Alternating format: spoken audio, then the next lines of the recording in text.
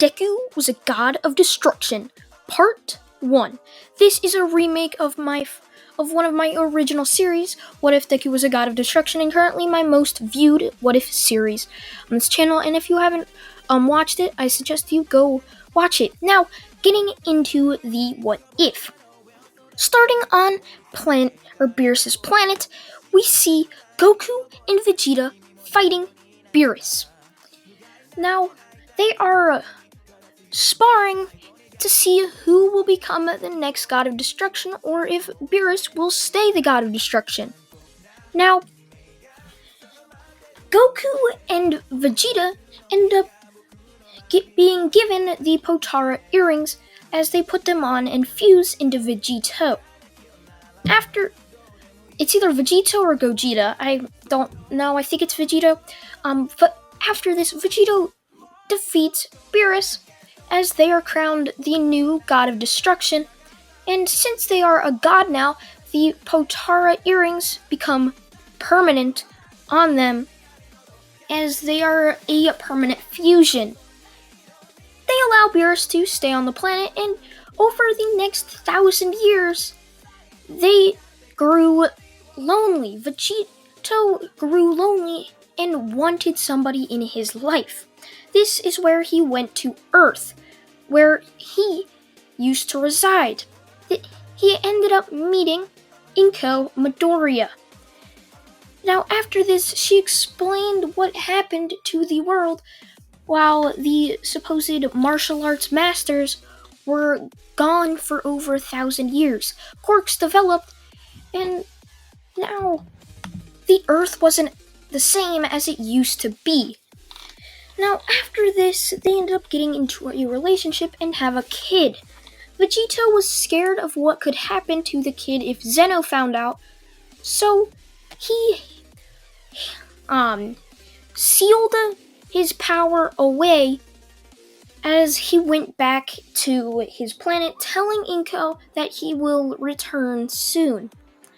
Now, the reason Izuku's power was sealed was because it was so powerful, it could easily destroy the multiverse, and Zeno would have to destroy it in case it became evil. Even if Izuku was good, he'd end up having to destroy it. Now, over the next 10 years, Izuku would basically be a mini version of Goku. I mean, he doesn't have all this power. Since Goku and Vegito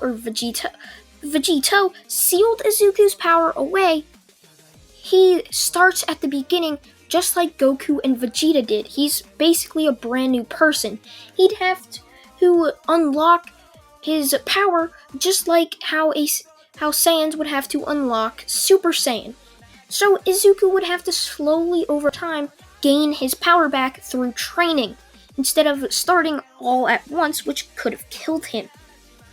So, Izuku, after the age of 4 being announced quirkless as he's half Saiyan, he ends up training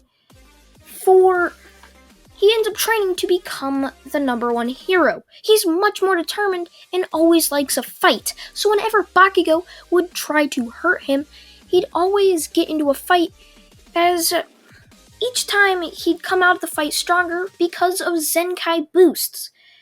Even if Izuku could easily defeat Bakugo. Bakugo's power level was probably around a 6, with Goku being... Now, they are 5 at this time. Now, Bakugo actually would have like a power level of 3, Izuku with a power level of 5. Now, Goku had a power level of around, I'd say 10 to 20 at the beginning of Dragon Ball, as Izuku would be extremely hard to damage, as Bulma shot Goku multiple times and it just left bruises on Goku's skin, so explosions aren't going to do much worse. Now, over the next 10 years, Bakugo grew to hate Izuku even more. He absolutely hated Izuku, as Izuku was seen as some type of miracle. He was quirkless and yet was stronger than anybody in the school. Anytime someone tried to pick on someone or pick on him, he'd always end up easily knocking them out very quickly with the neck chop. As it was shown, Izuku has very good skill in things like this. Now, after this, Izuku, I'd say, is around 13 years old as he's walking back home as he sees Inko crying. Izuku asks her what's wrong, and she says that it's been 13 years since, or basically 14, even though Izuku's 13, actually no, it's just been 13 years since his dad basically just disappeared, and saying he'd end up returning sometime in the next 15 years, as Inko started to think he would never come back.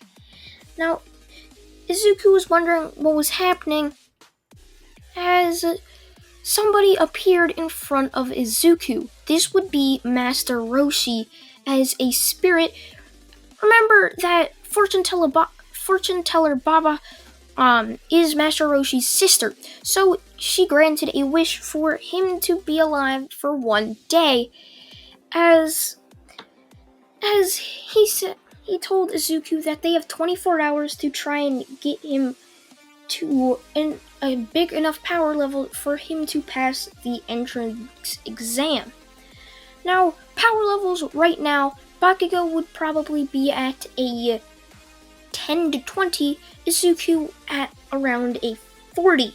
This doesn't sound like much, but he hasn't had proper training in martial arts like Goku did when he was 11 or 12.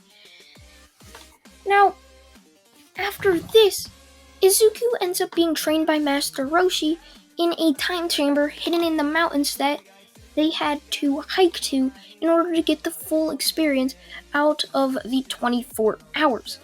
Now, this gave Izuku 1 year to learn ki control, as Izuku is pretty much a very good ki user, and he has a boosted power level of around 100 now. Now, after this, Izuku ends up going to the UA entrance exam 10 months later with training in paper or scrolls that Master Roshi left for Izuku to learn, such as the Kamehameha and just basic ki, like a ki ball, and a harder skill that Master Roshi said an old friend of his used was called the Spirit Bomb, and that Izuku should try it out, as Master Roshi knows that Izuku is the spawn of Gogito, or Vegito, and I keep saying other names. So Izuku ends up going to the entrance exam. Now, he easily passes the written portion, and now it's time for the practical. He ends up powering up so there's a white surrounding ki around him as he instantly flies through and destroys multiple robots after President Mike yelled go. He continues doing this all until the 0 pointer is left as he charges up the Kamehameha wave and easily destroys it, getting 500 points. All the teachers are incredibly shocked by this and are just wondering, how is this kid so strong? Now, over the next 2 weeks, Izuku would continue to push himself as he gets a letter in UA saying that he passed and got number 1. Izuku was happy with himself as he left to go celebrate by doing training. Now, once that was over, Izuku went for his first day at UA. He arrived to see Bakugo and Ida yelling, as Bakugo looks over to see Izuku and yells, "What? Deku, how'd you get here? You're just a quirkless little bastard." So Izuku just looks at him and says, "Bakugo, I'm stronger than you'll ever become. If you even somehow find a way how to get strong enough to fight me, I'll always find a way to beat you." Bakugo just sees this as some sort of threat, which it was, as he starts yelling at Izuku. As Aizawa comes in and tells them to shut up as it's been 8 seconds and that they need to fix that whenever he comes into class. as he announces that they will be doing a test and he will expel the person in last place. And that's where I'm going to leave it off, guys. I hope you guys did enjoy this remake of What If Deku Was a God of Destruction. Thank you all for watching, and goodbye.